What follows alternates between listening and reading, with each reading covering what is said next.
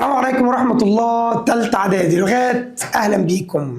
معادنا النهاردة مع الدرس الثالث من يعتبر سلسلة أو اليونت بتاعت solving equations.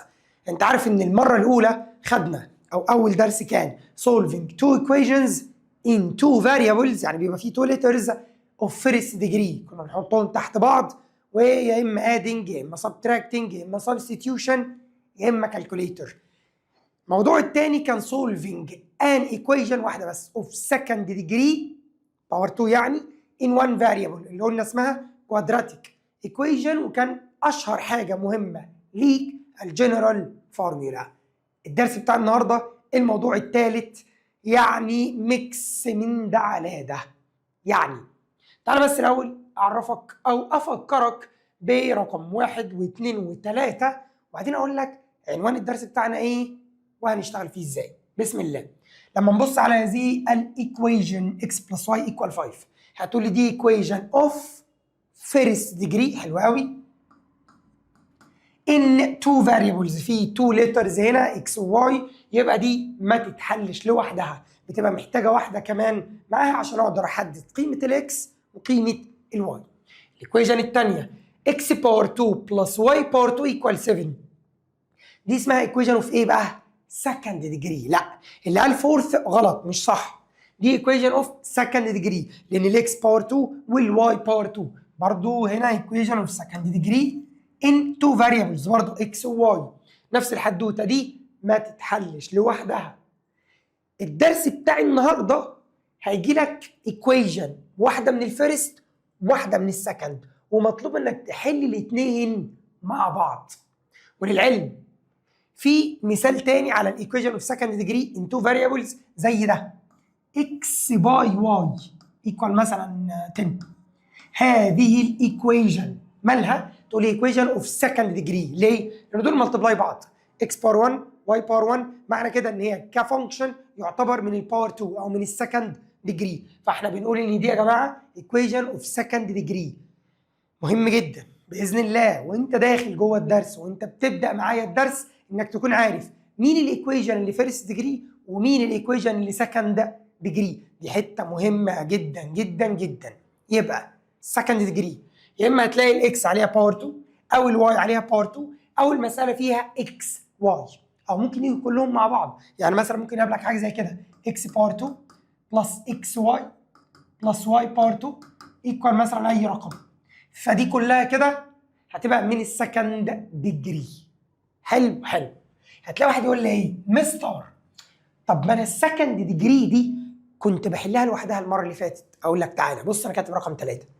المره اللي فاتت او الموضوع الثاني كانت ماشي ايكويشن من السكند ديجري ان 1 فاريبل. المره اللي فاتت كان 1 لتر، عشان كده كانت بتتحل لوحدها.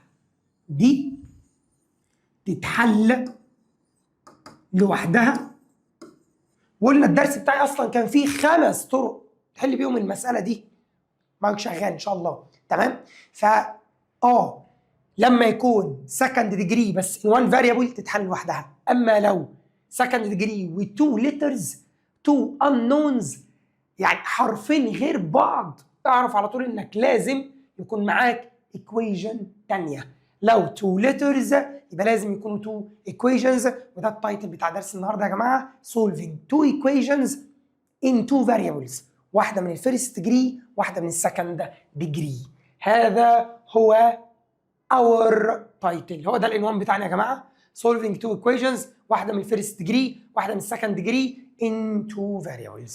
الموضوع بتاعنا سهل جدا جدا جدا، بس الخطوات اللي هنشتغلها يا جماعه فيها كذا خطوه، يعني لازم تكون عارفها. معلش، هو انا لما اسالك 1 بلس 1 بتاخد وقت وانت بتفكر ولا بترد على طول وتقول لي 2؟ ان شاء الله يعني تكون بترد على طول باذن الله. اكيد 1 بلس 1 يا مستر ب 2. في حاجات تاني في الماث انت لازم تكون عارفها بنفس الثقه دي وبنفس السرعه دي. زي ايه؟ زي لما اجي اقول لحضرتك مثلا ان لو عندك 3x في براكت وعليها باور 2، هل دي يا جماعه تبقى 3x باور 2؟ لا، ده هتبقى 3 باور 2 اللي هي 9 واكس باور 2، يعني الباور 2 توزع على الاثنين، ف 3 باور 2 ب 9 واكس باور 2 تفضل اكس باور 2. وكمان مره ما ينفعش تيجي تقول لي مستر هي مش 3 باور 2 ب 6. لا، انا مش بقول 3 باي 2، انا بقول 3 باور 2. ف 3 اكس اول باور 2 تقول لي هتبقى 9 اللي هي 3 باور 2 اكس باور 2. طيب لما يقابلك حاجه زي كده 4 واي اول باور 2 تقول لي على طول بدماغك او بالكالكوليتور 4 باور 2 16 واي باور 2. لما يقابلك حاجه زي كده 5 اكس باور 2 تقول لي هتبقى 25 اكس باور 2. ادي حاجه لازم تكون عارفها مباشر، يعني ما توقفش تاخد وقت وانت بتفكر فيها، حاجه قديمه هحتاجها النهارده. طيب دي نمبر 1. نمبر 2 لما اجي اقول لحضرتك حاجه زي كده x بلس 3 all باور 2، هتلاقي واحد يقول لي ايه نفس الوضع يا مستر x باور 2 بلس 3 باور 2 اللي هي 9. اقول له غلط غلط. الاثنين دول يا جماعه البراكت ده يا جدعان باور 2 يا باشمهندسين ويا دكاتره تقول لي يتفك 3 اجزاء. يتفك ايه؟ 3 اجزاء. فيرست باي اتسيلف يبقى اكس باور 2، اكس باي اكس بقت اكس باور 2، 3 باي 3 تقول لي بوزيتيف 9. ما تقولش 9 بس لو سمحت، تقول لي بوزيتيف 9، لازم تكتبها بالاشاره بتاعتها بوزيتيف 9. بعد كده تعمل ايه؟ تعمل الرقم ده اللي هو 2 باي النمبر ده اللي هو 3، 2 باي 3 6 باي اكس، يبقى 2 باي 3 باي اكس 6 اكس بالساين دي تبقى بوزيتيف 6 اكس.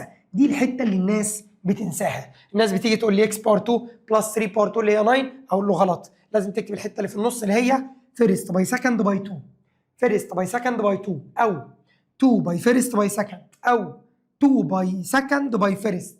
المهم انك تكون عارفها على بعضها. طب معلش تعال نكرر دي، من اكتر الحاجات اللي هحتاجها جوه الحصه ولازم تكون عارفها بنفس السرعه وبنفس القوه بتاعت 1 بلس 1.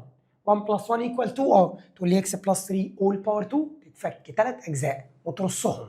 طب لو كانت مثلا اكس ماينس 5 اول باور 2 3 اجزاء، اول كلمه تقولها ان هي 3 اجزاء 3 بارتس. اكس باي نفسها اكس باي اكس باكس باور 2 يا مستر. نيجاتيف 5 باي نيجاتيف 5 تقول ايه؟ هتلاقي الكالكوليتور كاتبه 25 او انت قلت 25. انا بقول لك لازم تنطق كلمه او الاشاره اللي هي بوزيتيف 25.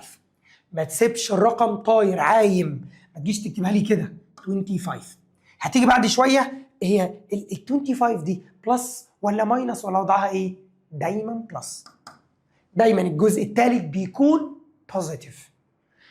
هتشوف معناها ايه في اللي جايه. طب بعد كده نعمل ايه؟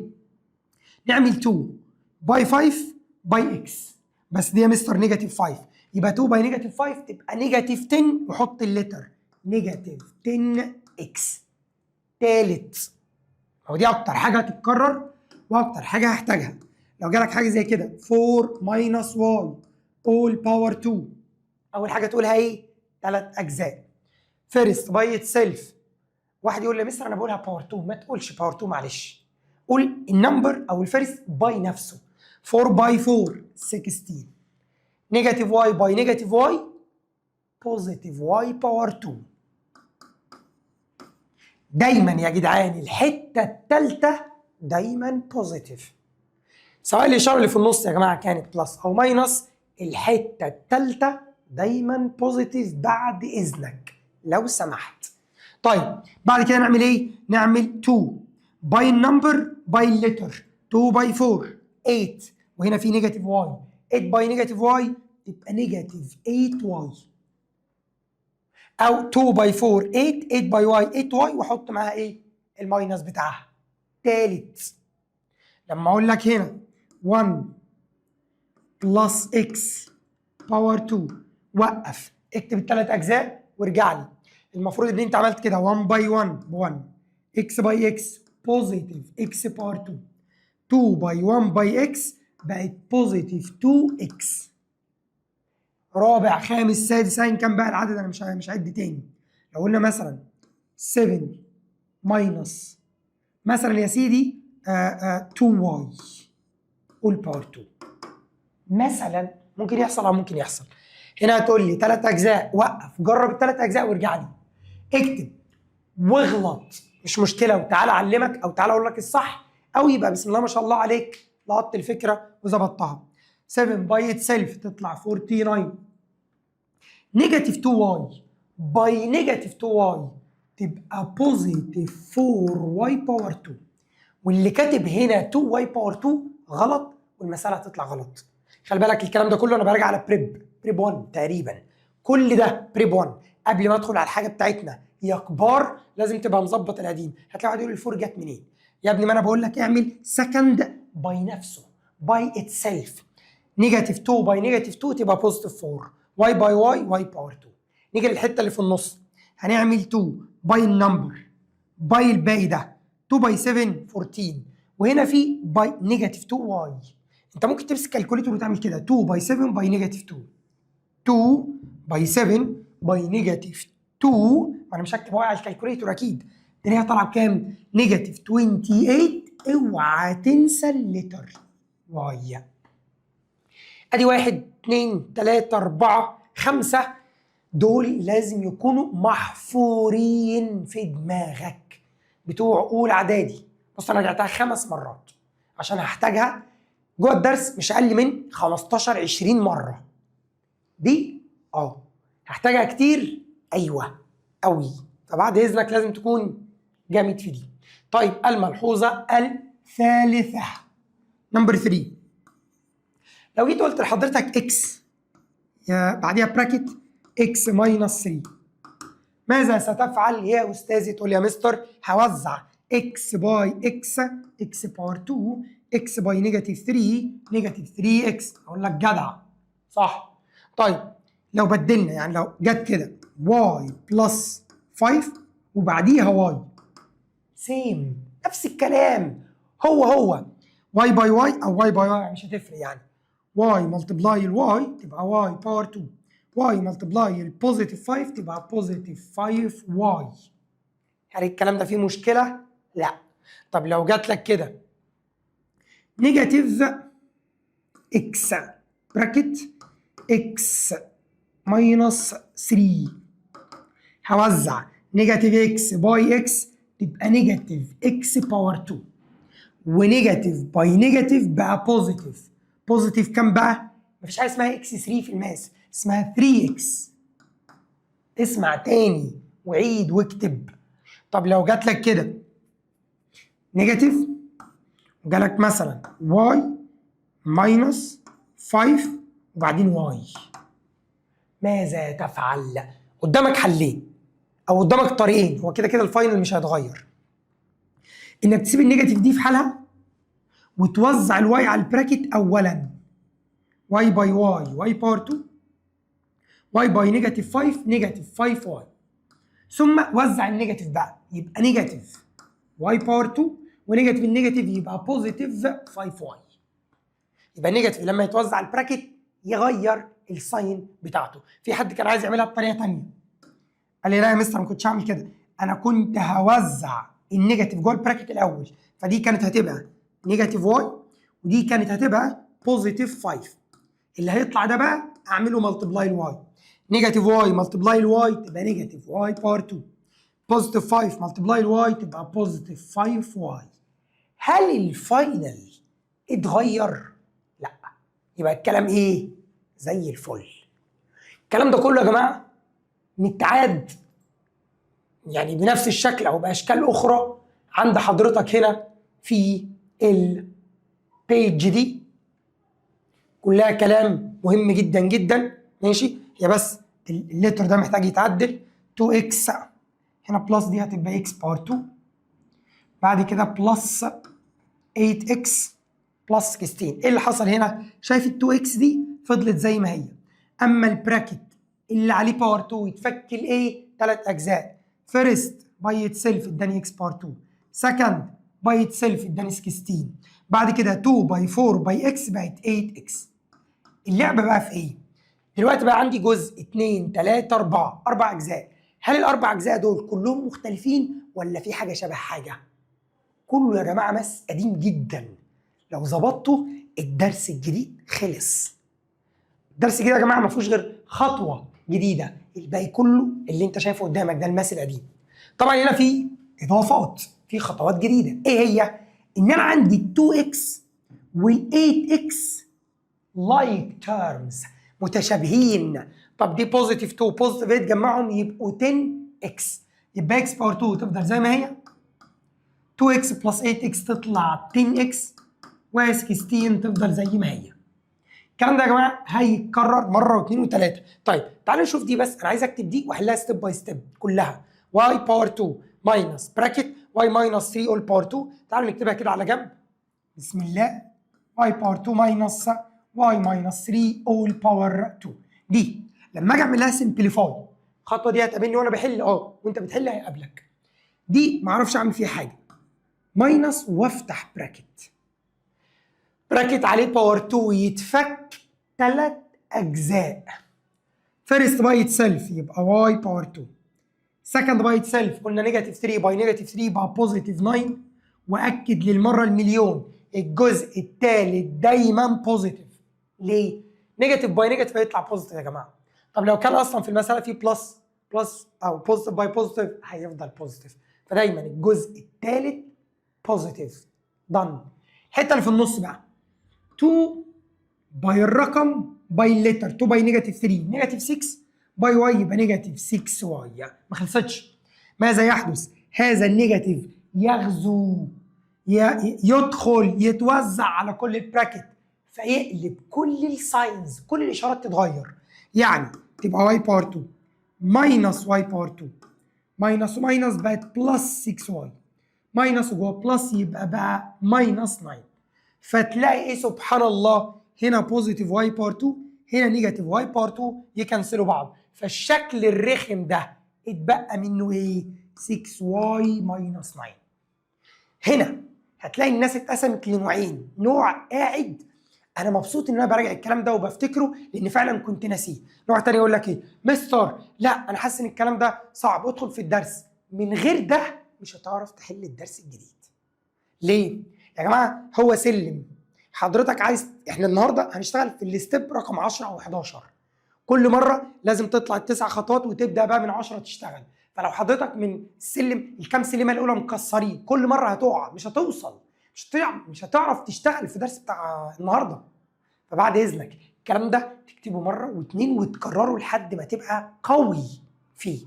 ثم لما ندخل على الدرس كل حاجه هتتعب فيها هنا هتلاقي زيها مره واثنين وخمسه وعشره وعشرين جوه الدرس. فان شاء الله هتلاقي التكرار حسسك كده ان لا الموضوع حلو، واللي تعبت فيه وذاكرته فعلا لما افتكرت ده ظبط معايا حاجات تانية جوه. طيب خليني اقول لك على حاجه تانية زي دي. ممكن تلاقي السؤال مثلا جاي بالشكل ده، x ماينس 5 all باور 2 مثلا هنا يا سيدي بلس x باور 2. هل ده ممكن يبقى ليه اختصار؟ ممكن يبقى فيه خطوه؟ ممكن يبقى فيه سمبليفاي؟ ممكن يبقى فيه سمبليفاي. ازاي؟ هتقول لي براكت باور 2 دب 3 خطوات. خليك معايا. دي القهوه دي زياده؟ سكر عادي؟ ده السكر بتاع المرضى.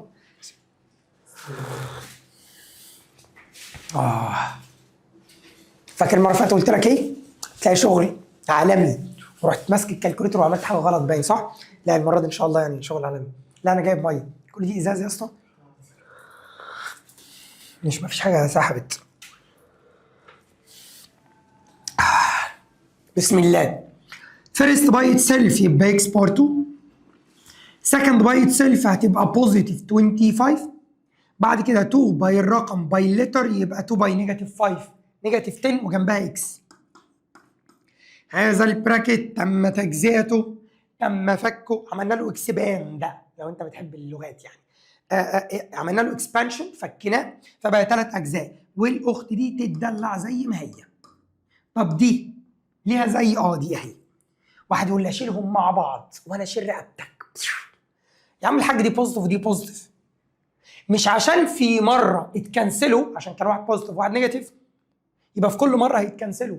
مش بنبصمج خطوات، انا بتعامل مع يعني اللي بيطلع من المساله. انا مش بحفظ هيطلع مش عارف واي باور 2 ونيجاتيف واي باور 2 يشيلوا بعض يبقى لازم تطلع اكس باور 2 ونيجاتيف اكس باور 2 فيشيلوا بعض. مش شرط الكلام ده، مش شرط. اتعامل مع اللي بيطلع كل مساله. طبعا هنا حاجه بلس نفسها، يبقى عندي 2 من نفس الحاجه 2x باور 2 ماينس 10x بلس 25. دي هتبقى خطوه من خطوات المساله او المسائل بتاعت النهارده، وانا هقول لك اللي بعدها هيبقى ازاي. الكام دقيقه اللي فاتوا دول ثانيه واحده كده، تقريبا 20 دقيقه، مش مشكله. ال 20 دقيقه دول يا جماعه الاساس ان شاء الله القوي اللي هبني عليه باقي الحصه، واللي هنقوله النهارده يا جماعه انت هتحتاجه في كل السنين الدراسيه القادمه باذن الله. يا الله، مش راضي يشتغل. اشتغل الحمد لله. الدنيا متعرفلهاش حر ولا برد، صيف ولا شتاء، فاحنا بنلبس تقيل ونشغل التكييف، يعني اللي هو ايه، اي حاجه. طيب تعالوا نشوف بقى مع بعض كده الدرس بتاعنا الاسئله بتاعته هتيجي ازاي. قول بسم الله. بسم الله الرحمن الرحيم. السؤال الاول هنا بيقول لك ايه؟ find solution set in R by R. هتلاقي النهارده رجعنا تاني لتو ايكويشنز، والتو ايكويشنز فيهم اكس وواي، هيبقى solution set جواها ordered pair. هتشوف ده في اخر خطوه خالص. المهم انا هكتب الايكويشن بره x minus y equal 5، والايكويشن الثانيه x باور 2 minus y باور 2 equals 45. وقال لك find solution set in R by R. هذا هو السؤال. اول خطوه يا جماعه وانت بتحل، اول خطوه في الحل في السوليوشن، اول حاجه هتلاقي ان في واحده من الفيرست ديجري هي اللي عليها باور 1، واحده من السكند ديجري. لازم تحدد اول خطوه مين فيرست ومين سكند. هنا باور 1 يبقى هذا فيرست ديجري، هنا باور 2 يبقى هذا سكند ديجري. لازم تشوف مين الفيرست ومين السكند. بعد كده تيجي تقول لي ايه؟ فروم 1 من الايكويشن اللي هي فيرست ديجري، انا عايز اخلي اكس لوحدها او واي لوحدها. سهل اخلي الاكس لوحدها يا مستر، هذا الماينس يطلع بره بلس، يبقى الاكس ايكوالز 5 بلس واي. اقرا تاني وقول معايا اكس ايكوال 5 بلس واي. قول معايا اكس ايكوال 5 بلس واي. هل حضرتك شايف ان الاكس ايكوال 5 بس؟ لا. هل حضرتك شايف ان الاكس ايكوال واي بس؟ لا. انت شايف معايا ان الاكس بايه؟ 5 بلس واي. معنى كده ان ممكن اعمل ايه؟ سبستيتيوشن، تبديل. الكلام اللي قلناه في اول يوم خالص، اول يوم سولفنج ايكويشنز. قلنا يا جماعه هتيجي تعمل سبستيتيوشن، هتروح على الايكويشن الثانيه، هتشيل اي اكس قصادك وتحط بدالها 5 بلس واي. عارفين لوحه التبديلات اللي بتطلع في الملاعب لما يقول لك مش عارف رقم مين طالع ورقم مين نازل؟ نفس الوضع. مين هنا اللي طالع بره؟ اكس طالعه بره، ترميها. مين هيتكتب مكانها؟ 5 بلس واي. يبقى هاجي هنا اقول له كده 5 بلس واي واحط الباور 2، دي الاكس وادي الباور 2. بعد كده ماينس الواي باور 2، كل ده ايكوال كام؟ 45. يبقى انا فروم 1 جبت ايكويشن خليت الاكس ايكوال 5 بلس واي، ورحت عملت ايه؟ عوضت انتو اللي احنا بنعمله اسمه سبستيتيوشن. ماذا بعد؟ اللي قلناه بقى من شويه في ال 20 دقيقه اللي فاتوا المراجعه. براكت باور 2، اسمع منك كده. الله اكبر. فك 3 اجزاء، اسمعهم كده بعد اذنك. 25. لا اللي كتب 10 ده مالكش دعوه بيه، سيبك منه يعني، ربنا يكون في عونه. 5 باي اتسيلف يطلع 25. بوزيتيف واي باي بوزيتيف واي يبقى بوزيتيف واي باور 2. بعد كده 2 باي النمبر باي الليتر، 2 باي 5 10 باي واي تبقى 10 واي بهذه الساين بوزيتيف 10 واي. طيب كده انا فكيت البراكت 3 اجزاء، اكمل الباقي. اوعى تنسى ده، انت فكيت يا دوبك البراكت 3 اجزاء، كمل الباقي. ماينس واي باور 2 كل ده ايكوال 45. حلو. هتلاقي هنا بوزيتيف واي باور 2 وهنا نيجاتيف واي باور 2. طب ما انا كنسلهم، واحده بوزيتيف واحده نيجاتيف يشيلوا بعض. اما الباقي ال 25 تطلع بره بالماينس، يبقى هنا 10 واي ايكوال 45 ماينس ال 25 اللي هي 20. الباي يروح ديفايدد يبقى الواي 20 ديفايدد 10 تطلع الواي ب 2. ما خلصناش، جبنا قيمه الواي، عايز اجيب مين؟ قال لي عايز اجيب الاكس. طب عوض يا ترى في 1 ولا في 2؟ قال لي ولا 1 ولا 2، عوض هنا. ساعات انا بسمي الايكويشن دي نمبر 3. اقول لك عوض في 3 ان 3 اكس ايكوال 5 بلس الواي اللي طلعت ب 2، يعني 5 بلس 2 تطلع كام؟ 7. كده المساله انتهت. اقف مكانك، اقول له سوليوشن ست اكتب اوردر بير اكتب اوردر بير ولا لا؟ تقول لي اه. ليه؟ عشان في اكس وواي اوردر بير. طب اقول 7 2 ولا 2 7 ولا مش هتفرق؟ هتفرق. طب ايه الصح؟ 7 2 اكس ثم واي. حلو ان شاء الله. يعني تلاقي الناس تقول لك ايه؟ حلو يا مستر، ادينا بقى الطريقه بتاعت ايه؟ كالكوليتور. مستر الكلام ده يتحل بالكالكوليتور؟ اقول لك لا. ايه ده ليه؟ مفيش. تقريبا يا جماعه في كالكوليتورز اجدد يا جماعه متوفره طبعا في الاسواق، وفي كالكوليتورز ممكن، لكن الكالكوليتور لحد النوع ده ما فيهاش ان هي تسولف واحده من الفيرست واحده من السكند. طب يعني مفيش اي طريقه اتاكد بيها؟ اغش؟ اسال زمايلي؟ اقول لك حرام. الغش حرام، ما تسالش حد. تعمل ايه؟ شغل مخك. هي المساله كده خلاص خلصت تمام، وهنحل عليها كتير مره واثنين و10 و20 و30. انا دلوقتي عايز اتاكد ان الكلام ده صح. اخد الرقمين دول واعوض في الايكويشن الاولى من غير كالكوليتور او خليها على جنب. تعال نشيل الاكس ونحط 7 ونشيل الواي ونحط 2. هل 7 ماينس 2 تدي 5؟ اه. نعوض في الثانيه. هل 7 باور 2 ماينس 2 باور 2 تدي 45؟ اهي 7 باور 2 ماينس 2 باور 2، هل دي هتطلع 45؟ اه. يبقى لو الرقمين نفعوا فعلا في الاثنين يبقى خطواتك صحيحه والاجابه دي مظبوطه. طيب شوف معايا المساله اللي جايه وهاكد تاني يا جماعه.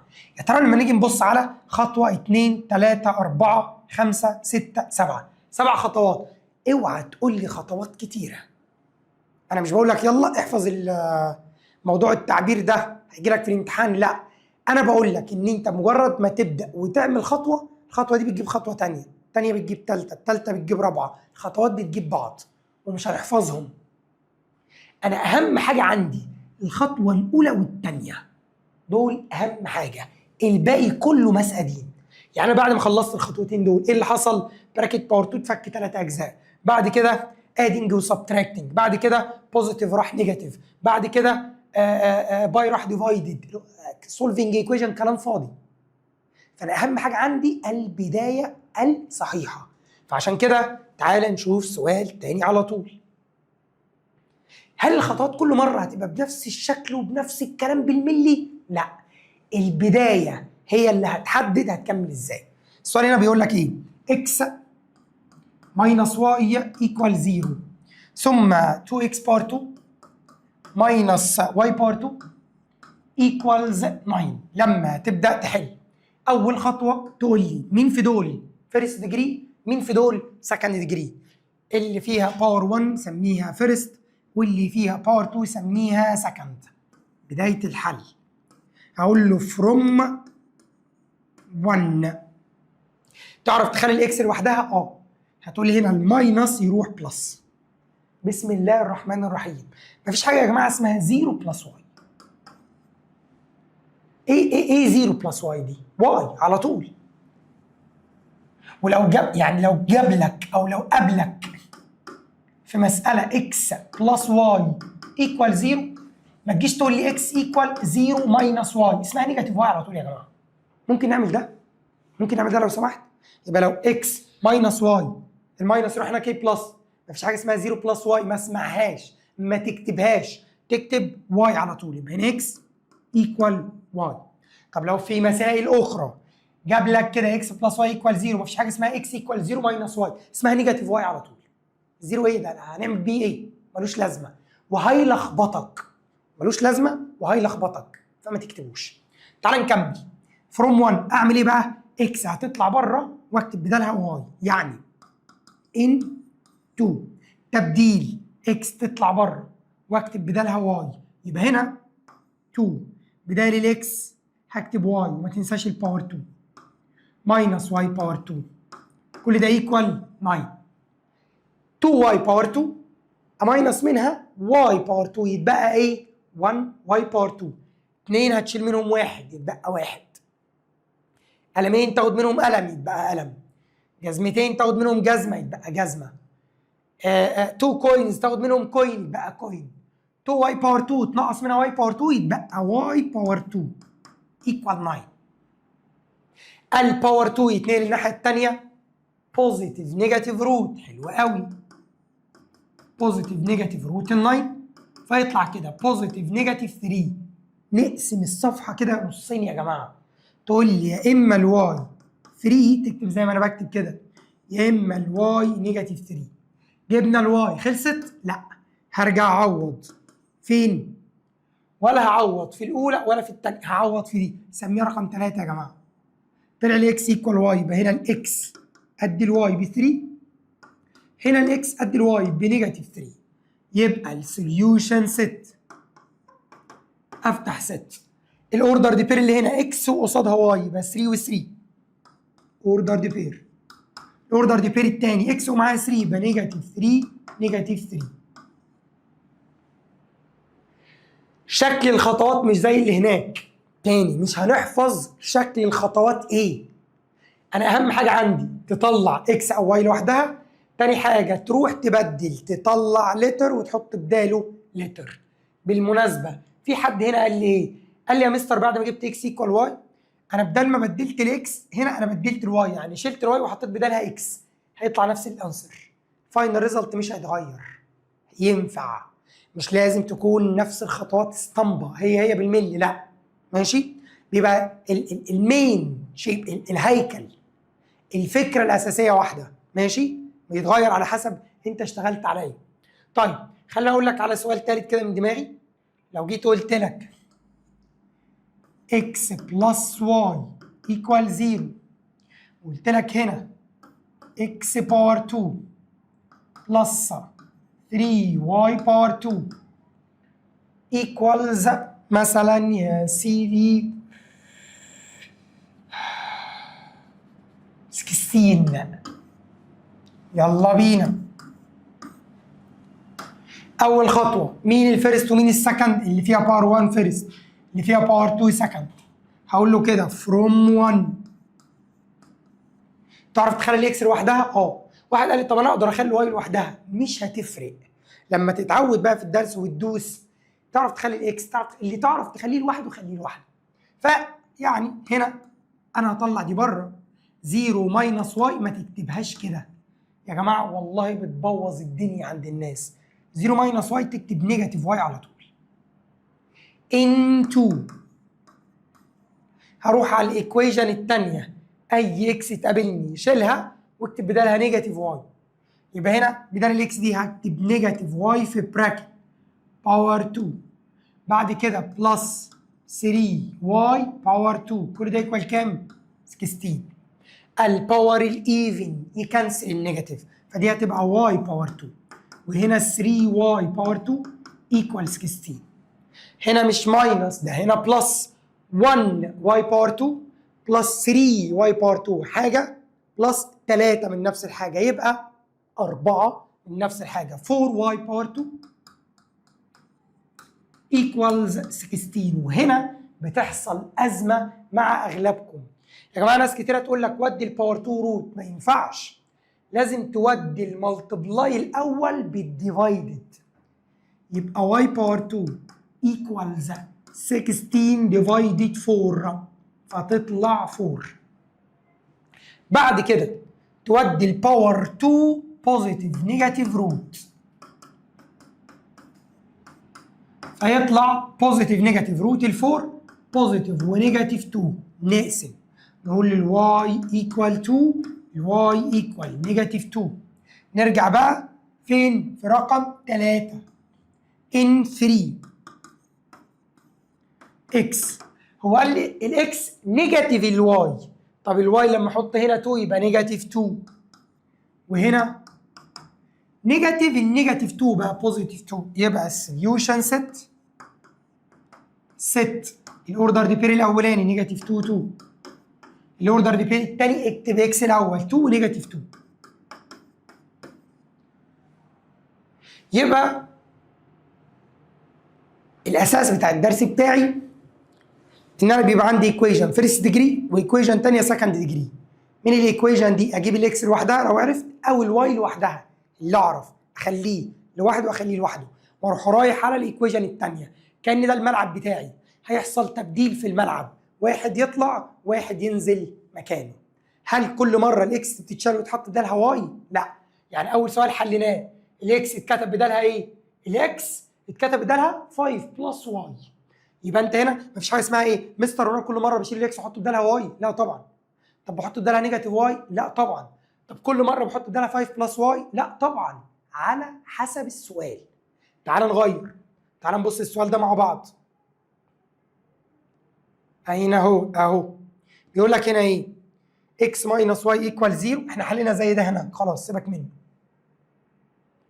تعال نشوف ده.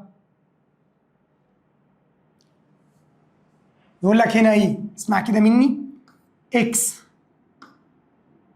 plus y equals 7 و x باور 2 plus y باور 2 equals 25.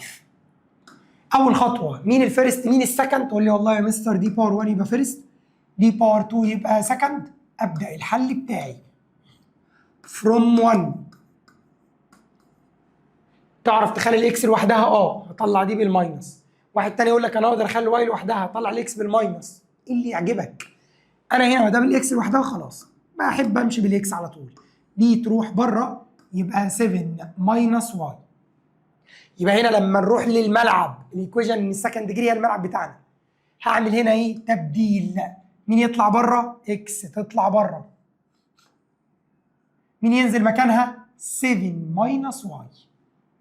تبديل يا جماعه، اكس تطلع بره و7 ماينس 1، 7 ماينس واي هو اللي ينزل مكانها. يبقى هنا 7 ماينس واي all باور 2 بلس واي باور 2 كل ده ايكوال 25 into جبنا من 1 اكس ايكوال 7 ماينس واي في 2، شلت الاكس وحطيت 7 ماينس واي. هنا تعال نكمل مع بعض. فيرست باي اتسيلف طبعا 3 اجزاء، رجعنا للثلاث اجزاء تاني اهو. فيرست باي اتسيلف تطلع 49، سكند باي اتسيلف كتير جدا. انت ليه كاتب كده؟ يا جماعه والله غلط، والله غلط. الجزء الثالث دايما بوزيتيف. ليه؟ نيجاتيف واي باي نيجاتيف واي بوزيتيف واي باور 2. الله اكبر. بعد كده 2 باي 7 باي الليتر ده تبقى نيجاتيف 14 واي. كده انا فكيت الثلاث اجزاء. تعال نكمل الباقي. يبقى هنا بلس، ما تنساش الواي باور 2، وهنا 25. ماذا يحدث؟ تجمع متشابه، حاجه بلس نفسها، اتنين من نفس الحاجه. ما هو ما ينفعش اكنسلهم يا دوك، ده بوزيتيف وده بوزيتيف ما يتكنسلوش، فدول شبه بعض بقت 2 واي باور 2. وما ينفعش تقول لي واي باور 4، ده مش ملتبلاي، مش ملتبلاي والله. واي باور 2 بلس واي باور 2 بقى عندي 2 من الواي باور 2، 2 واي باور 2 ماينس 14 واي زي ما هي، بوزيتيف 49 زي ما هي، وبالمره ده يجي من بره ماينس 25. ليه بقى؟ هقول لك اهدى. ادي 2 واي باور 2 زي ما هي، ادي ماينس 14 واي زي ما هي، ودول بالكالكوليتور طلعت بوزيتيف 24.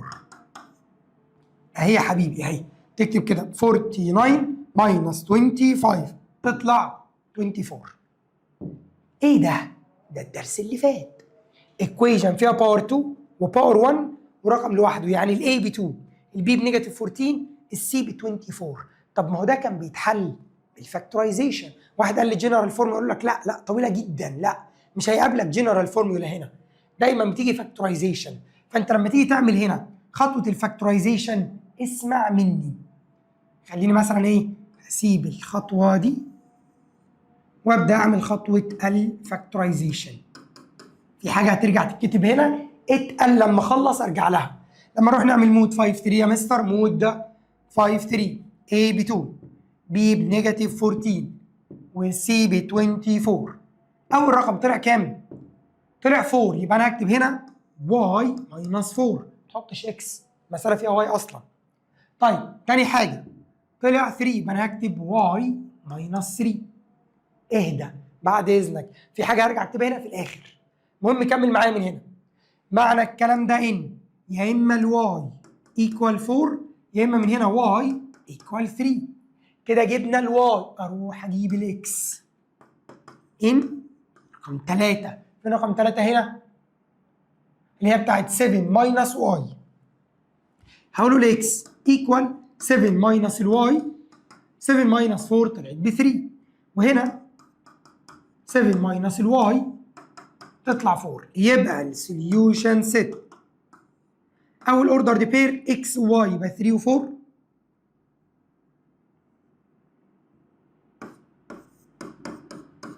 تاني واحد 4 و3. ايه بقى الخطوه اللي هنا؟ لو واحد بيفكر اول يقول يا مستر كان هنا 2 واي باور 2 والفاكتورايزيشن ده واي باور 2 بس، ايه اللي حصل؟ بقول لحضرتك ان لو كلهم ايفن ممكن تعمل ديفايدد 2. لو كلهم ايفن تعمل ديفايدد 2، فدي تبقى واي باور 2 ودي تبقى 7 واي ودي تبقى 12. 0 ديفايد اي رقم هتفضل 0. السؤال بقى يا مستر طب ما كده اتغيرت، ده المود 5 3 هيطلع كلام مختلف. اقول لك لا، تعالى مود 5 3 ايه هنا بكام؟ تقول لي ب 1. بي هنا بكام؟ تقول لي نيجاتيف 7. سي هنا بكام؟ تقول لي ب 12. بالله عليك 4 كتبناها ماينس 4، 3 كتبناها ماينس 3. فالخطوه دي ممكن يعني عادي ممكن نعديها لك مش مشكله.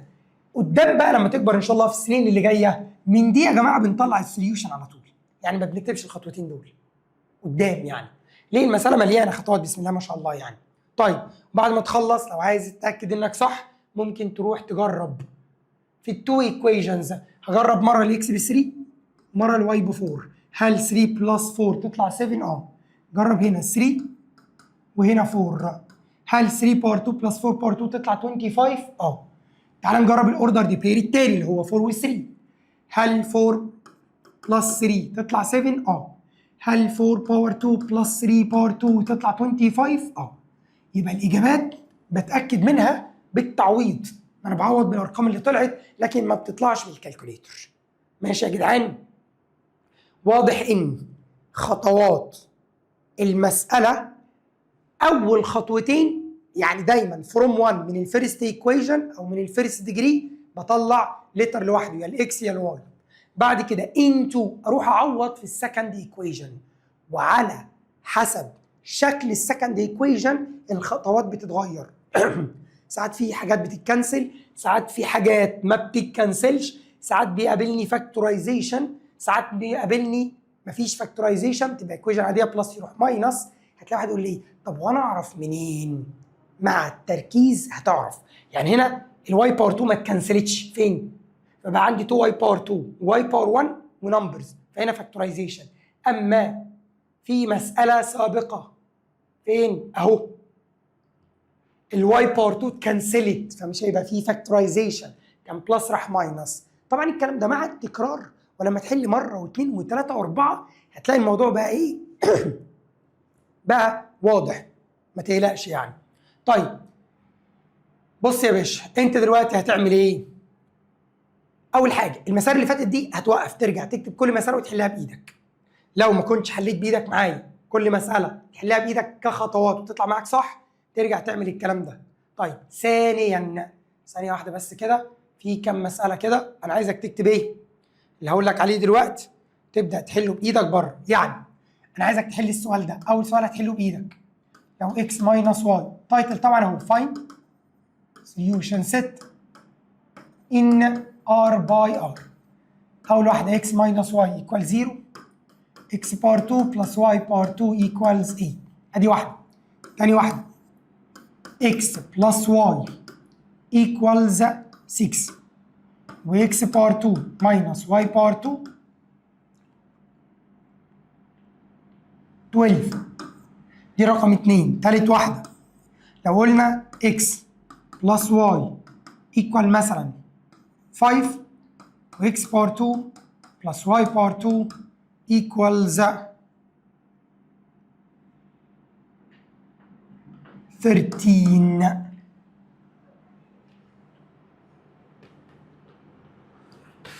اوكي، ادي سؤال 2 3. بعد ما تحل اللي فات كله بايدك تبدا تكتب الثلاثه دول وكل واحده لوحدها وتحلها بخطوات. ومثلا هقول المفروض يا جماعه ان قدام الطالب اللي قدك بيحل اسئله من دي دقيقه او دقيقتين او 3 المساله، فانا هدي لك للثلاثه كده تعمل تايمر مثلا 10 دقائق، ولو انت من الناس اللي بتحب تحل على مهلك يبقى 15 دقيقه عشان لسه الدرس جديد. ماكسيمم 15 minutes وترجع عشان تشوف كل واحده من دول هتتحل ازاي. لو في مساله طلعت فراكشن او طلعت روت كمل عليها خلاص. وقف الفيديو انا هرجع لك بعد شويه. يا رب تكون الدنيا تمام وحليت، وعلى الاقل تكون عملت محاوله سواء كانت صح او غلط. اتمنى تكون حاولت، يا رب يكون عندك دم، ولو ما حاولتش تروح تحاول. يلا بينا. السؤال الاول هنيجي نسمي واحده 1 اللي هي من الفيرست، واحده 2 اللي هي من السكند، واقول له فروم 1 اكس ايكوال.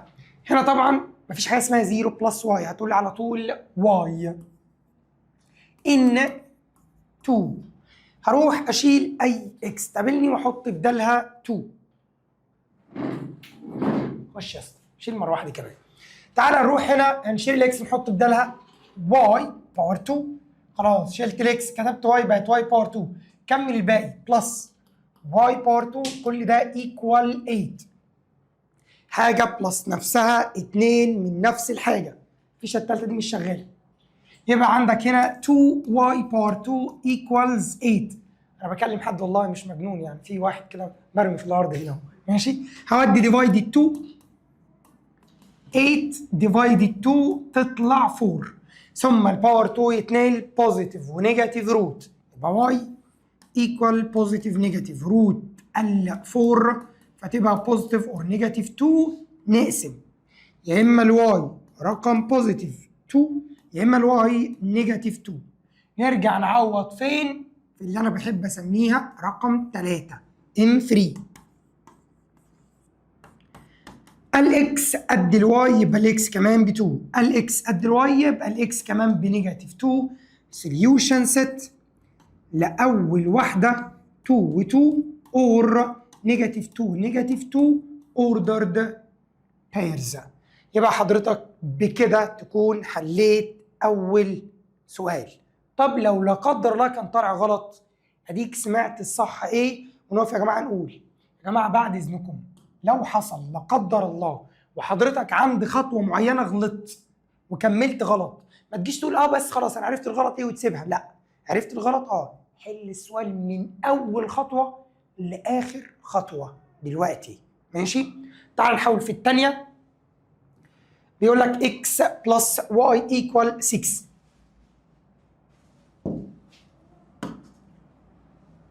يبقى نقول له from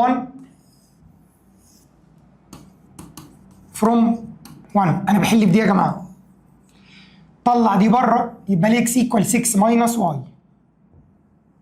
x equals 6 minus y in 2.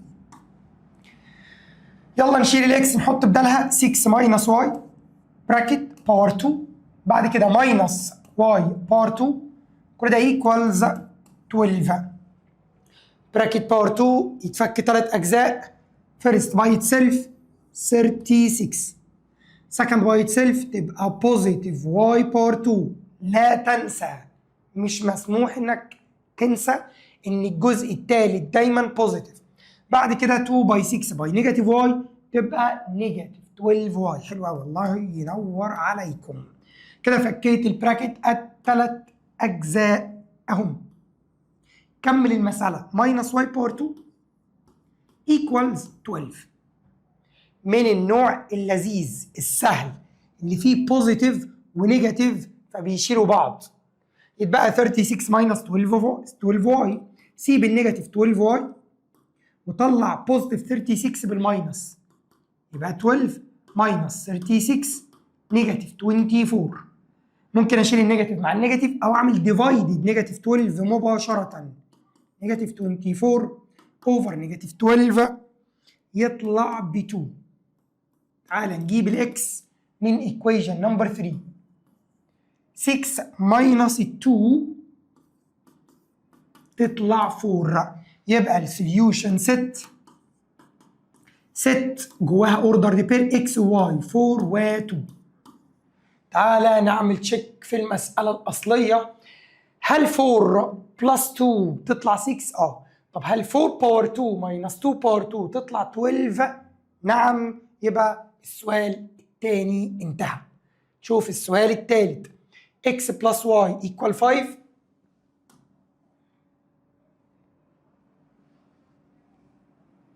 يلا بينا. x انا هكتب السؤال تاني يا جماعه. كان تقريبا x باور 2 بلس y باور 2 ايكوال كام؟ x باور 2 بلس y باور 2 كانت ايكوال 13. تعالى نمشي مع بعضينا. هسمي دي فيرست ديجري نمبر 1، سكند ديجري نمبر 2. نقول له فروم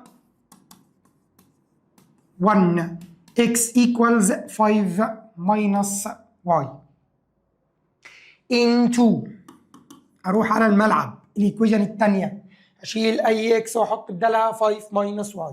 يبقى هنا 5 minus y بدال الاكس. ما تنساش الباور 2، ما تنساش الباور 2، وما تنساش باقي المساله بلس y باور 2 equals 13 براكت باور 2. خلاص بقى الموضوع بقى ايه؟ دارج ومتكرر. وباذن الله بعد ما تخلصوا كمان فيديو الواجب هتلاقي تقريبا كل الافكار اتكررت واتعادت مره واثنين وثلاثه. فيرست باي اتسيلف 25، سكند باي اتسيلف بوزيتيف y باور 2، 2 باي فيرست باي سكند يطلع 2 باي 5 باي نيجاتيف y نيجاتيف 10y. اوعى تنسى ان الثلاثه دول بتوع البراكت ده في بلس y باور 2. للاسف ساعات الناس بتنسى وتقول لك ايه؟ ما انا كتبتها. اوعى تكون من الناس دي، اوعى. الواي باور 2 اللي هنا دي جايه من جوه البراكت. نيجاتيف واي باي نفسها طلعت بوزيتيف واي باور 2، فدي تنزل و13 تنزل. جمع. هل دول يتكنسلوا؟ لا. ساعات بيتكنسلوا، ساعات بيكونوا مش موجودين، ساعات ما بيتكنسلوش بيتجمعوا. كل يعني خطوات كشكل غير الثانيه. ماشي. 2y باور 2 ونيجاتيف 10y 25 زي ما هي بوزيتيف. دي تيجي من بره بقى ماينس 13 ايكوال 0، وهيطلع نفس الكلام بتاع الحصه اللي فاتت باور 2 باور 1 و سي ابسوليوت تيرم. بس هنا نظبطها 2y باور 2 ماينس 10y ودول مع بعض تطلع بوزيتيف 12 ايكوال 0. هنا قلت لحضرتك ان شاء الله انك على ما تطلع في السنين اللي جايه باذن الله وانت بتدرس ماس، من هنا بنطلع السوليوشن ست. واي ايكوال كام؟ واي ايكوال كام؟ الخطوتين اللي في النص سواء عملتهم او ما عملتهمش كدرجات مش هتفرق. كماث لازم تكون عارفها. الافضل انك تكون عارفها. كلهم ايفن، تقول لي اعمل ديفايدد 2، فدي تبقى واي باور 2، دي تبقى نيجاتيف 5 واي، ما انا بعمل ديفايدد 2 هنا نيجاتيف 5 واي، ودي تبقى بوزيتيف 6. حتى الناحيه الثانيه ديفايدد 2 تفضل 0. هنا بقى التو براكتس تنور يا باشا. هتلاقي عندك واي واي وتمسك تعمل مود 5 3، فيطلع لك مره نيجاتيف 3 ومره نيجاتيف 2 اهي مود 5 3. سواء عملت دي يا جماعه 2 ونيجاتيف 10 وبوزيتيف 12. بص اول واحده 3 كتبتها ماينس 3، الثانيه 2 كتبتها ماينس 2. اللي هيعمل مود 5 3 وهيكتب دي 1 ونيجاتيف 5 و6، 1 ايكوال نيجاتيف 5 ايكوال و6 ايكوال برضه 3 هنكتبها ماينس 3، 2 هنكتبها ماينس 2.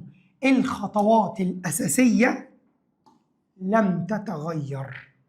فاللي مكتوب بالبني ده أو بالأحمر ده أيا كان اللون ده، لو أنت عارفه أكيد هتبقى مميز عن غيرك. لو أنت مش عارفه، لو من الناس اللي بتحب تدور على درجات، أنا بحب آخد الدرجات يا مستر أضمنها، وبعدين الخطوات دي إيه لما أحتاجها قدامك بدور عليها براحتك. يعني كل حاجة قدامك الأفضل تكون فاهم ده عبارة عن إيه وتكرره. أي حاجة هتكررها حتى لو هي مش صعبة، بس هي حتى لو حاجة صعبة واتكررت بتبقى عادية. كده y equal 3 نروح نعوض في الإيكويجن الماجيكال السحرية هنا x equal 5 minus y، يبقى نقول له إن 3x equal 5 minus y. طب 5 minus 3 تدي 2، وكمان مرة x equal 5 minus y، ف 5 minus 2 تطلع 3. يبقى السوليوشن 6 ordered pair x و y 2 و 3 ordered pair x و y 3 و 2. تجرب الاثنين في الايكويجنين في التو ايكويجنز هتطلع برضو نفس الفاينل ريزلت. يبقى انا دلوقتي بفضل الله فهمت الدرس ماشي ازاي؟ طب هل في افكار تانية؟ ولسه هجيب لك حاجات تانية في الهوم ورك، فطول بالك شويه معايا. سؤال كمان هنا بيقول لك ايه؟ كان في عندي هنا نمبر 4. بص كده بيقول لك ايه؟ بيقول لك هنا لو x بلس y ايكوال 7 واكس ملتبلاي واي ايكوال 12، مين من الاثنين دول اقدر اقول عليها فيرست ديجري نمبر 1، ومين اقدر اقول عليها سكند ديجري اسميها نمبر 2؟ واحد قال لي الاثنين فيرست، اقول له غلط. دي فيرست ديجري، ده قلنا اكس باي واي، ده ملتبلاي، ده سكند ديجري. فهنا دي هسميها نمبر 1 ودي هسميها نمبر 2. تعال نشوف ايه اللي هيجرى.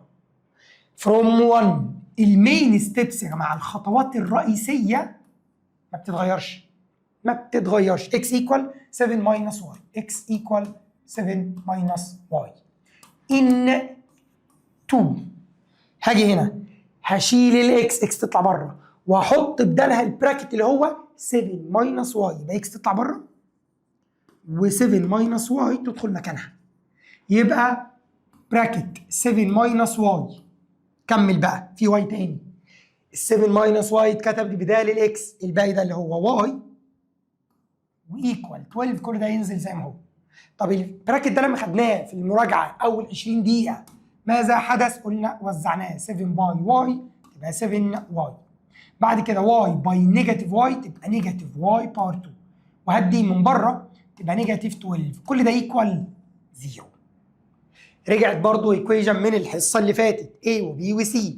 طيب زي ما سالت الناس هسالك A بكام، B بكام، C بكام؟ اول حد رد عليا قال لي ال A ب7، ال B بنيجاتيف 1، C بنيجاتيف 12، وده غلط. ايه ده؟ ليه يا مستر؟ ما ليه كانت اول واحده والبي تاني واحده والسي تالت واحده؟ وانا اكدت عليك المره اللي فاتت ان الكلام ده غلط، اوعى تقولها كده. A هو الرقم اللي جنب الباور 2 نيجاتيف 1. ده مش مترتبه، ايوه كده انت بدات تفوق معايا. يبقى لو الايكويشن اللي باور 2 مش مترتبه رتبها. نيجاتيف واي باور 2 اول حاجه، بوزيتيف 7 واي تاني حاجه، نيجاتيف 12 تالت حاجه، وكل ده ايكوال 0. ونقول كمان مره يا جماعه، هنا لما تيجي تعمل فاكتورايزيشن وتطلع السوليوشن سيت، الكالكوليتور بتساعدك تطلع الفاينل ريزلت مظبوطه، بس لما تعرف الخطوات اللي في النص افضل. هكمل وبعدين ارجع احط الخطوات اللي في النص دي، ماشي؟ هنا بالفاكتورايزيشن مود 5 3، A بنيجاتيف 1 وB ب7 وC بنيجاتيف 12، تطلع اول اجابه 4 وثاني اجابه 3، يبقى هنا 4 وهنا 3. يبقى لو كنت هعمل البراكتس كان المفروض يبقى البراكت الاولاني y ماينس 4 والبراكت الثاني y ماينس 3. طب لو عايز اعمل صح بقى لازم يفضل تخلي الكوفيشنت بتاع الباور 2 رقم بوزيتيف، فهاجي اعمل دي كلها باي نيجاتيف 1. الخطوتين اللي بالاخضر لو تعرف تعملهم ولو تبقى فاهمهم تبقى من المميزين، مش اللي بياخدوا الدرجه وبس، مميز. فدي تبقى واي باور 2 وهنا نيجاتيف 7 واي، كل الاشارات بتتعكس، ودي هتبقى بوزيتيف 12 و0 باي اي رقم تفضل 0. فيبقى عندك 2 براكتس واي وواي هيبقى ماينس 4 وماينس 3. اللي مكتوب بالاخضر تاني يا جماعه لو ما كتبتوش سواء السنه دي او السنه الجايه مش بيأثر على الخطوات الرئيسيه، لكن بيبان قوي انك شغال بالكالكوليتر. تمام؟ تعالى نقفل مسألتنا هعوض في الايكويجن الثالثه، الايكويجن السحريه 7 ماينس واي، سميتها رقم 3. هقول له ان 3 الاكس ايكوال 7 ماينس الواي، 7 ماينس ال 4 ب 3، وهنا 7 ماينس الواي 7 ماينس 3 ب 4. يبقى السوليوشن 6 الاوردر دي بير الاول 3 و4 اكس قبل الواي، والاوردر دي بير الثاني 4 و3 الاوردر دي بير الثاني. يبقى حتى لو شكل المساله اتغير الفاينل ريزلت هو يا باشا اللي كان موجود عندك في الكتاب. تعال نشوف بقى ايه الجديد بقى. في لعب جديد يا مستر، كل الكلام ده بقى تلاقيه بدأ يتكرر معاك، كلام تكتبه بايدك وتبدأ تحله بره يا باشا وتقارن الفاينل ريزلتس. كله كلام تكراري. وقف، انقل هذا السؤال، حله بايدك، جرب حتى لو طلع غلط وارجع لي. انا هبدأ احل. دي هتبقى نمبر 1، دي هتبقى نمبر 2. هنا الماينس هيطلع بلس، تبقى y equal to x. معلش from 1 y equal to x. انا هنا عرفت اخلي الواي لوحدها، ما انا مش هبصمج كل مره لازم اجيب الاكس، لازم اخلي الاكس في وحدها. مستر قال لي خلي الاكس في ناحيه لوحدها، لا، خلي الليتر اي واحد اللي تعرف تخليه لوحده الاسهل خليه لوحده في ناحيه. فهنا الواي سهل ان انا اخليها لوحدها، ماينس راح بلس بقت الواي ايكوال، مفيش حاجه اسمها 0 بلس 2x، بوزيتيف 2x على طول. ان 2 هشيل الواي المره دي تطلع بره واحط بدالها 2x. بص اللي حصل كالاتي، x بار 2. الصح انك بدل الواي تعمل كده 2x، تقفل البراكت وتحط الباور 2، كل ده ايكوال كام؟ 20. مستر طب انا الواي شلتها وحطيت 2x وحطيت باور 2 من غير البراكت، ليه غلط بقى؟ تعال نشوف. اكس بار 2 سيبها زي ما هي. اول حاجه كتبتها في الريفيجن بتاع اول حصه 20 دقيقه ان 2 اكس اول باور 2 تبقى 2 باور 2 اللي هي 4 واكس باور 2 اهي. يبقى هي مش هتبقى 2 اكس باور 2، دي بقت 4 اكس باور 2. كل ده ايكوال 20. طب عندك 1 اكس باور 2 هحط عليها 4 اكس باور 2 مع بعضيهم يبقوا 5 اكس باور 2 equals 20. مين يروح الاول، الباور 2 ولا الديفايدد 5؟ الباور يروح روت ولا الباي يروح ديفايدد؟ تقول لي الملتبلاي يروح ديفايدد الاول، يبقى اكس باور 2 سيبها في حالها 20 ديفايدد 5، ثم الباور 2 2 بوزيتيف ونيجاتيف روت، فيبقى الاكس بوزيتيف ونيجاتيف 2 تقسم بعد اذنك لو سمحت x equal positive 2 x equal negative 2 وترجع للإيكويجن الثالثة الماجيكال. إيكويجن y equal to x، الإيكويجن الثالثة in 3. أيوه الإيكويجن اللي بنطلع دي أنا بسميها رقم 3. يقول لك الواي equal 2 من الإكس 2 باي الإكس هتطلع 4. y equal 2 باي الإكس 2 باي نيجاتيف 2 تطلع نيجاتيف 4. يبقى السوليوشن 6 اوردر دي بير اكس واي 2 و 4، اكس واي نيجاتيف 2 ونيجاتيف 4. كلام يا جدعان مترتب، نفس الخطوات بنعملها تقريبا الاساسيه كل مره، مش ببصمج خطوات معينه، لا انا كل مره بشتغل على حسب شكل الحاجات اللي باقيه. ساعات في الباور 2 بيكنسل الباور 2، ساعات ما بيكنسلش ويتعمل بلس ويطلع فاكتورايزيشن تو براكتس، ساعات ما بيبقاش في عندك حاجات تتجمع بلس بعض، يعني تبقى المساله اسرع كايكويجن باي يروح ديفايدد وباور 2 يروح روت. فما فيش حاجه اسمها ايه كل مره بنعمل كذا، لا، الاساس واحد. اول حاجه من الايكويشن الفيرست اجيب اكس او واي لوحدها، ثم اروح اعوض في السكند ديجري. كل اللي باقي خطوات ماث المفروض ان هي زي ما انت عارف 1 بلس 1 تكون عارف الكلام ده. طب لو مش عارفه، اول 20 دقيقه كانت بمثابه اللي هي اسمها ايه، الكادو، الهديه بتاعتي ليك، مني ليك، عشان اظبط لك كل افكار الدرس. وان شاء الله لما تروح على الهوم ورك هنبدا بقى نجيب افكار مختلفه تانية. طيب هو مفيش جديد خالص يا مستر؟ اقول لك لا، في جديد. ايه هو بقى؟ قال حاجه اسمها يعتبر كانجلش اسمها فيربال اكسبريشنز، او يعني جمل يا جماعه، انجلش سنتنس، انجلش او انجلش سنتنس يتم تحويلها لرمز ماث. الموضوع يعتمد على قوه حضرتك في الانجليش، الترجمه. فبعد اذنك لو انت قوي في الترجمه يبقى بسم الله ما شاء الله عليك، الجمل دي لما تقابلك، طبعا انا هجيب دلوقتي هدي لك شويه جمل وبعدين احطهم لك جوه امثله. يعني هو مش هيجي في الامتحان يدي لك الجمله ويقول لك اكتبها لي ليترز، لا، دي هتبقى حته من مساله كبيره. فتعال نشوف دلوقتي كل جمله لما نقراها اترجمها لليترز ازاي. قول معايا بسم الله. بيقول لك لما يقول لك، حلوه، بيقول لك لما يقول لك دي if there is a number اسمه x، اديني الاخضر. لو في نمبر اسمه x، لو جيت قلت لك twice the number تقول لي يبقى 2x. twice the number double the number يبقى 2x. طب 3 times the number يبقى 3x. ايه يا مستر ده كلام سهل، ما تستعجلش، اتقل. طب لو قلت لك x square the square of the number يبقى x power 2. يبقى كلمة the square of a number يبقى x باور 2. يبقى الباور 2 بنقول عليه اتس سكوير، الباور 2 بتاعه. عشان كده كتير جدا تلاقينا بنقراها يقول لك ايه اكس سكوير ده، ما نقولش اكس باور 2، لا، تلاقينا بنقول اكس سكويرد، ماشي؟ يبقى اتس سكوير يعني الباور 2 بتاعه اكس باور 2.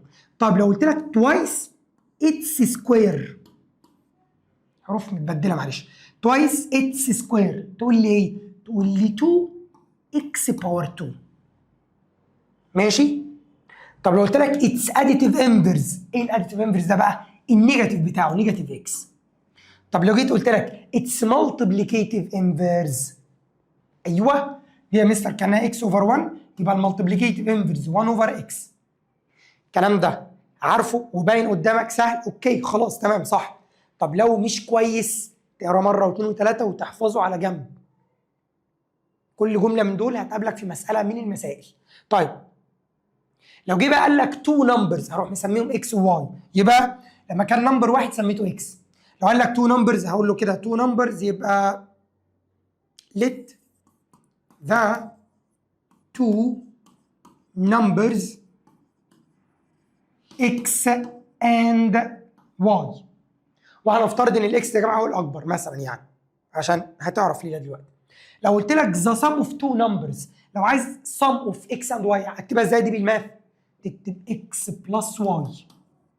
طيب ركز بقى معايا، لو قال لك the product of the two numbers يبقى x by y، product يبقى الملتبلاي x في y. طب لو قال لك the difference of the two numbers، تعال نزود دي، difference of two numbers، difference يعني ماينس، فلازم تكون محدد زي ما قلت لك هنا مين اكبر من مين. بفرض ان الاكس هي الكبيره يبقى هقول له difference of two numbers يعني x minus 1. او لو قال لك two numbers their difference يعني x minus 1.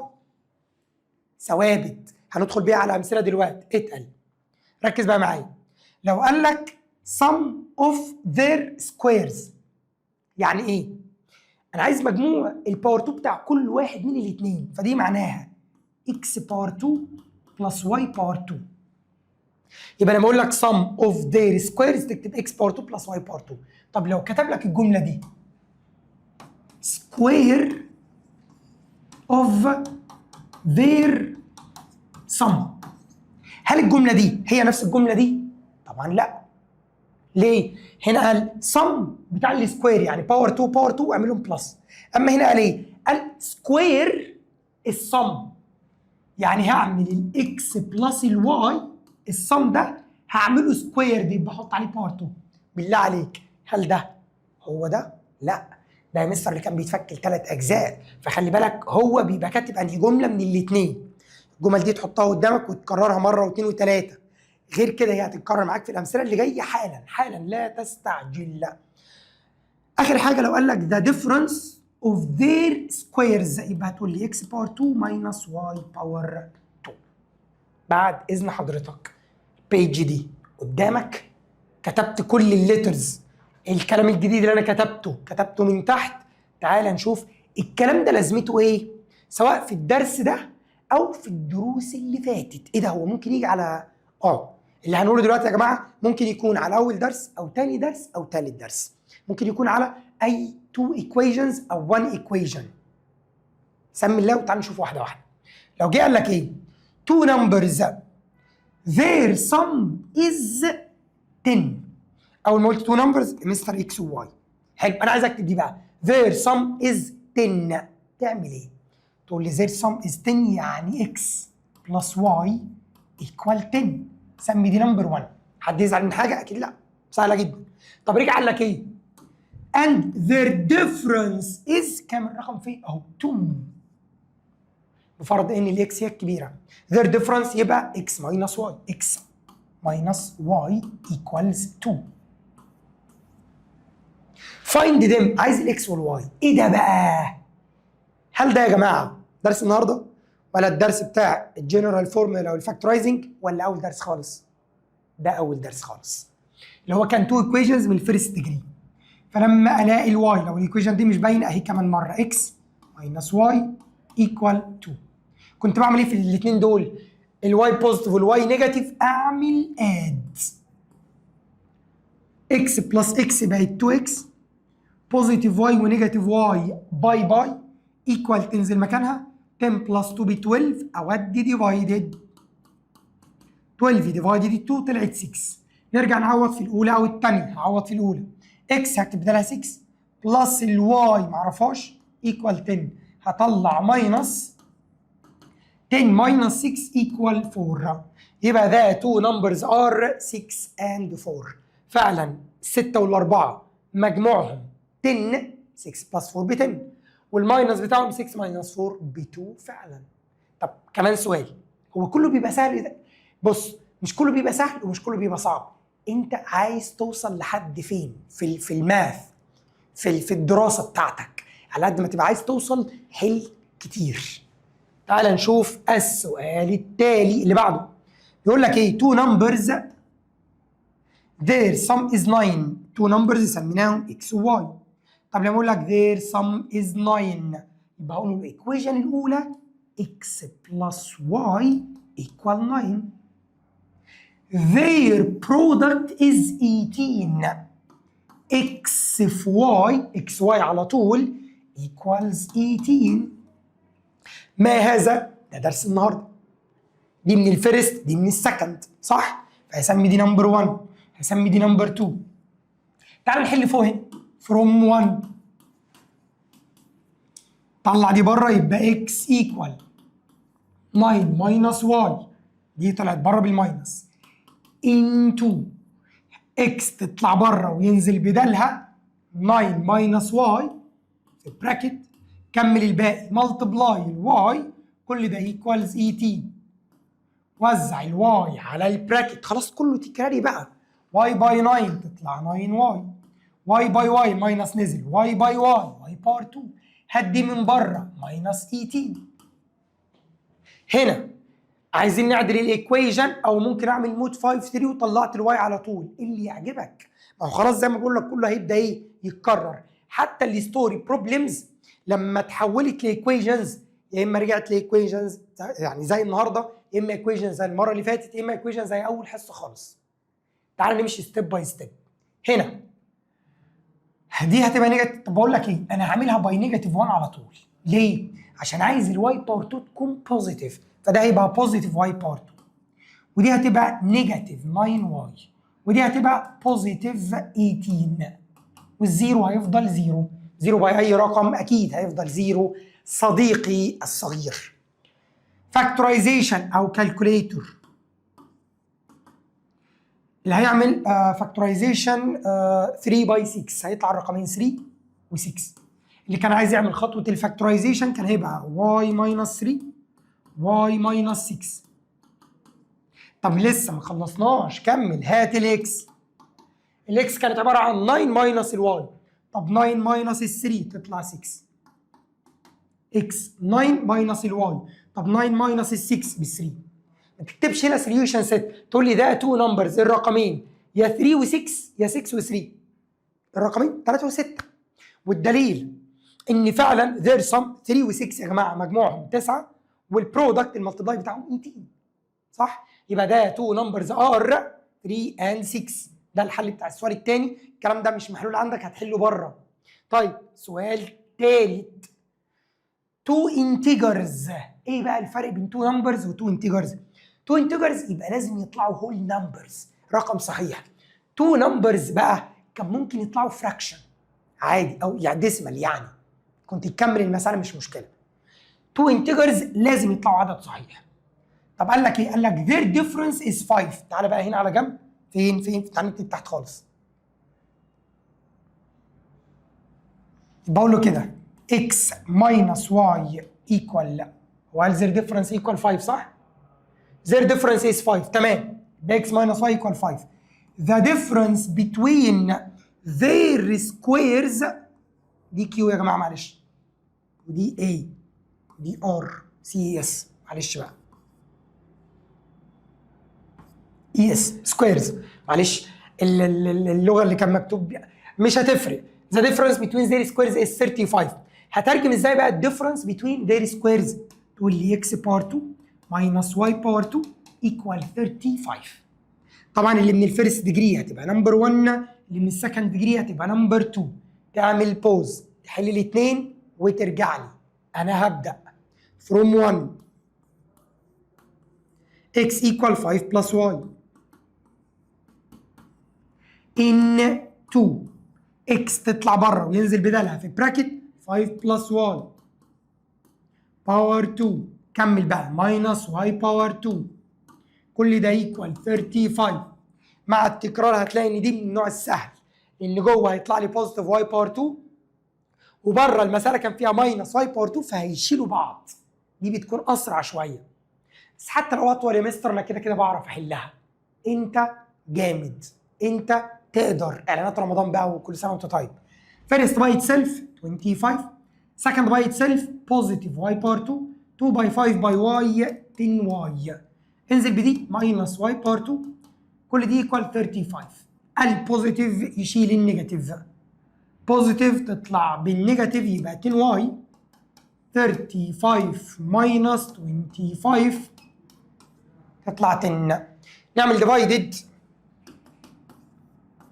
يطلع الواي ب 1. نروح نعوض فين؟ في الماجيكال ايكويشن اللي هي رقم 3 اهي.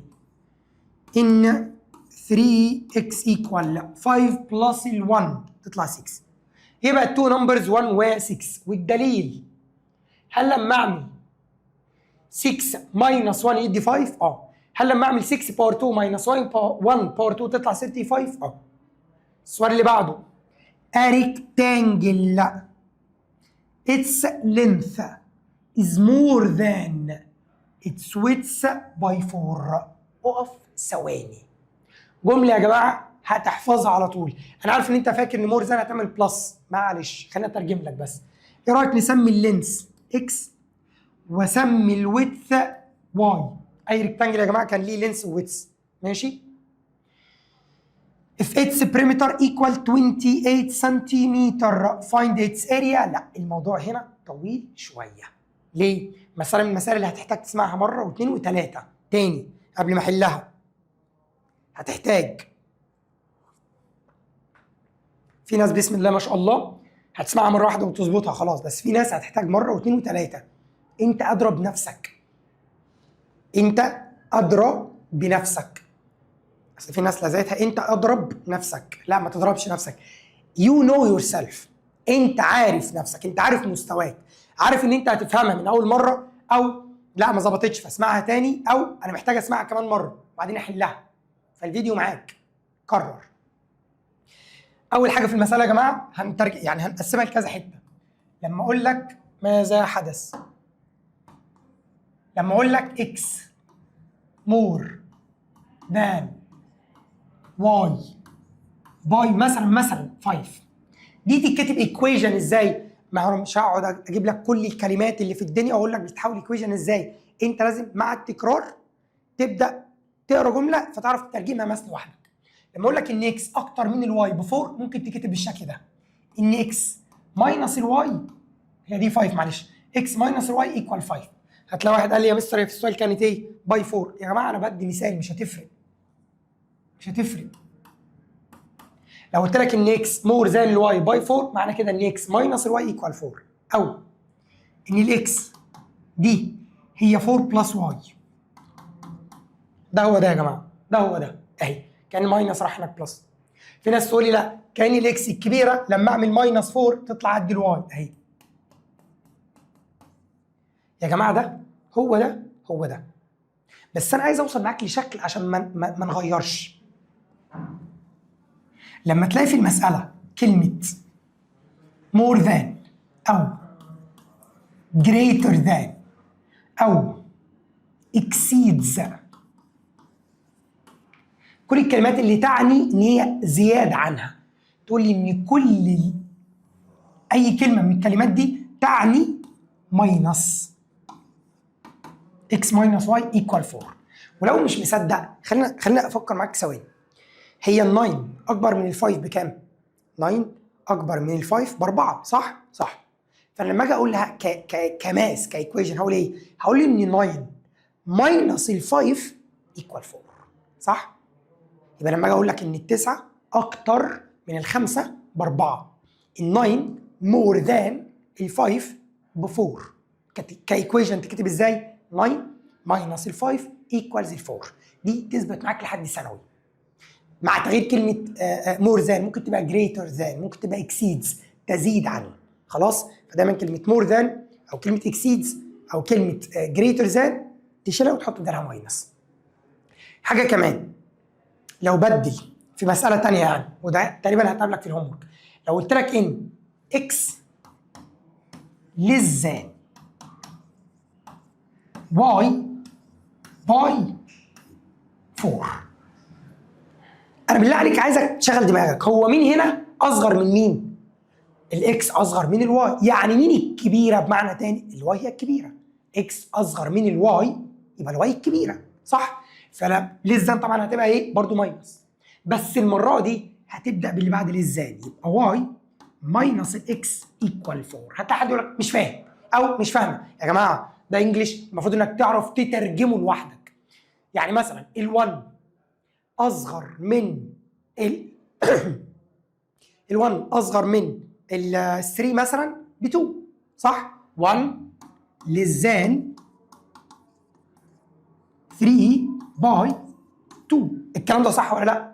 طب لما اجي اكتبه ايكويشن هتبقى 3 ماينس ال1 ايكوالز ال2. فحضرتك لازم تكون بتعرف تترجم انجلش، ما ترميهاش على الماس، يا اما تقعد تحفظ بقى الجمل دي. نرجع للمساله بتاعتنا. كان في عندك قانونين انت لازم تفتكرهم. الريكتانجل يا جماعه، لا مفيش ايه، كان ليه حاجه اسمها بريمتر وفي حاجه اسمها اريا. ايوه الاريا اللي هي لينس باي ويدث، الله ينور عليك. الله اكبر الله اكبر. طيب البريمتر في ايه ولا مفيش ايه؟ في ايه. البريمتر بقى كان لينس بلس ويدث في براكت كده باي 2. لازم تكون عارف القانونين دول. طب لو قررت ان اسمي اللينس بدل ما اقول عليه حرف ال سميته اكس، والويتس بدل ما اسميه دبليو سميته واي، فهتقول لي الاريا اكس باي واي. طب والبريمتر اكس بلس واي باي 2. مع الترجمه دي نرجع للمساله بتاعتنا ونحاول نمشي فيها مع بعض. A rectangle its length more than الويدث باي 4، يبقى هنا اكس ماينس الواي ايكوال 4. ادي اول ايكويشن. خلاص بقى نركن ده على جنب. x minus الواي equal 4. دي نمبر 1. بعد كده بيقول لك ايه؟ if its perimeter 28. هو قانون البريمتر كان ايه يا جماعه؟ تقول لي x plus y by 2 equal 28. كده انا حولت الكلام لايكويشنز. اعدل بقى، انا هعدل دي الاول. في ملتبلاي 2 هودي ديفايدد 2 يبقى x plus y equal 28 divided 2 يبقى x plus y equal 14. دي اللي هسميها نمبر 2. خلاص نمسح ده كمان.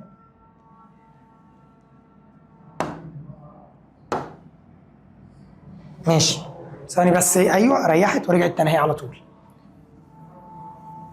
ايه اللي هيحصل بقى دلوقتي؟ عايز اعمل سولفنج ال 1 و 2. فاجي اسال الناس هي 1 دي يا جماعه و2 تبع انهي درس؟ ما انت اللي بتحدد عشان تعرف هتكمل ازاي.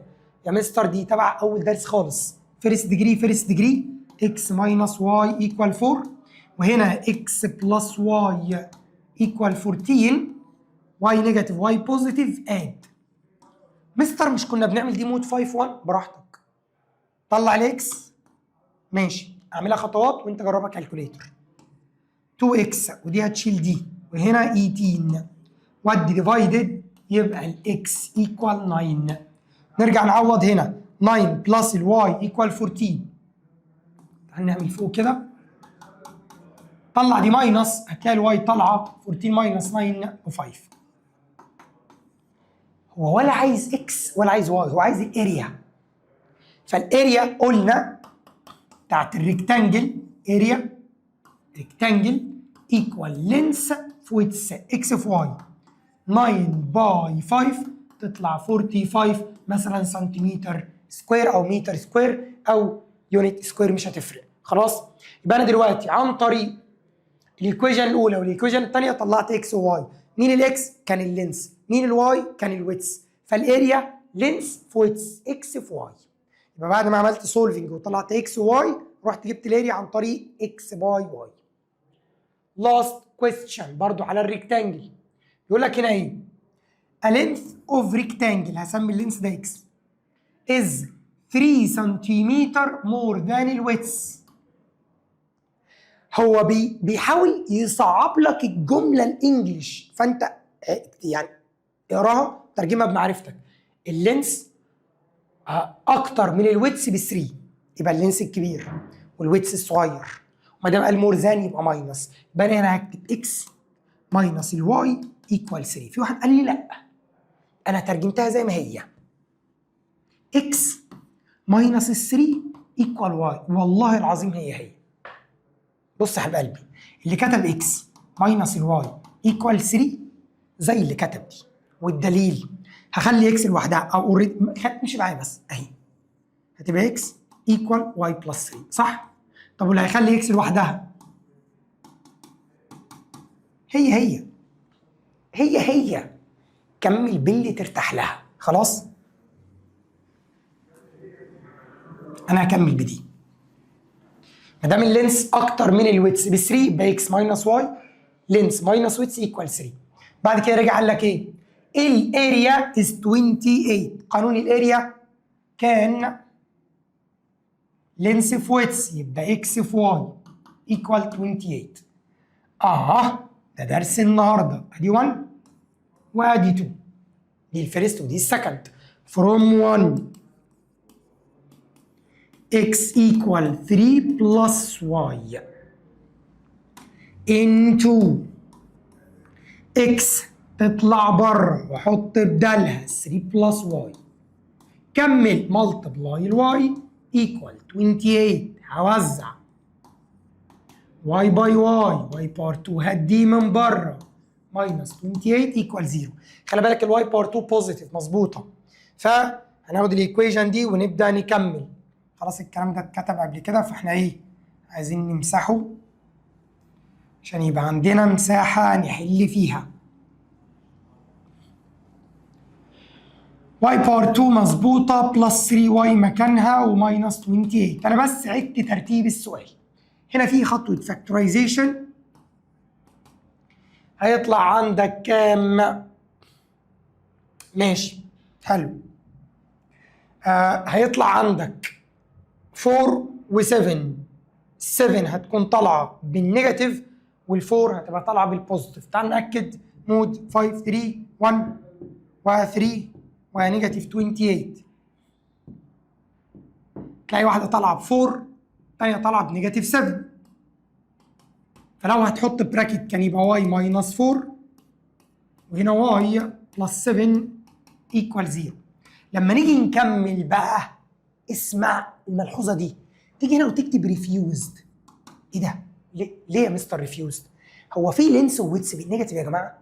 لا، يبقى ما تكملش دي، ما تكملهاش. مفيش لينس وويتس بالنيجاتيف، مفيش اريا بالنيجاتيف، مفيش بريمتر بالنيجاتيف. فتيجي تكتب هنا ريفيوزد. لو انت عايز تعرف انت عشان ما تنساش تكتب ريفيوزد عشان مفيش لينس او ويتس بالنيجاتيف. يبقى انا هكمل بدي بس. اكس ايكوال الماجيكال ايكويشن اهي 3 بلس الواي.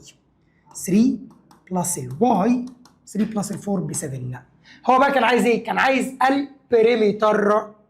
فاقول له البريمتر equals length plus width by 2. perimeter equal length plus width by 2. يبقى هعمل 4 plus 7 by 2 تطلع 22 سنتيمتر، او ممكن تكتب كده لينس يونت. طبعا هنا كان يعتبر اخر حاجه عندك في الشرح. اكيد الهوم ورك هيبقى فيه افكار تانية، ولما تفتح اي مصدر خارجي هيبقى فيه افكار تالتة. فعايزين نحل كتير على الايكويشنز، لان اللي قوي في الايكويشنز بيعدي قدام يا جدعان. حل كتير، وكل ما تحل كتير هتلاقي افكار غريبه. هات الافكار الغريبه ابعت واحنا نرد عليك، نعمل فيديو ونحل اي حاجه شكلها غريب باذن الله. اهم حاجه انك تبدا تحل الامثله اللي في الفيديو. طبيعي انك بناخد الكلام يا جماعه ايه تدريجي. بنبدا بحاجات عاديه متوسطه، او في سهل وفي قوي، في قوي جدا، في حاجات صعبه. فانت لازم تمشي السلم معانا واحده واحده. ما تجيش اول مره تيجي تحل بايدك تقول لي ده انا طلعت اصعب اسئله في المعاصر، او في ناس زمايلي حلوا معاصر وقف معاهم 10 اسئله فانا جيت احل ال10 ما عرفتش. انت لازم تبدا من تحت معانا. كل حاجه اتقالت في الفيديو لازم تحل بايدك بره، ثم تحاول في الواجب بقى. بعد كده تشغل فيديو الواجب او تبص على الPDF اللي فيه الموديل انسر وتحل. واكيد لو شفت الفيديو بتاع الواجب هتضيف لنفسك معلومات زياده. اتمنى ما اكونش طولت عليك. خلصنا درس من اهم دروس الماث في حياتك، وكالعاده في الاخر نقفل الفيديو بماثس تمام مع عبد العزيز تمام. اشهد ان لا اله الا الله واشهد ان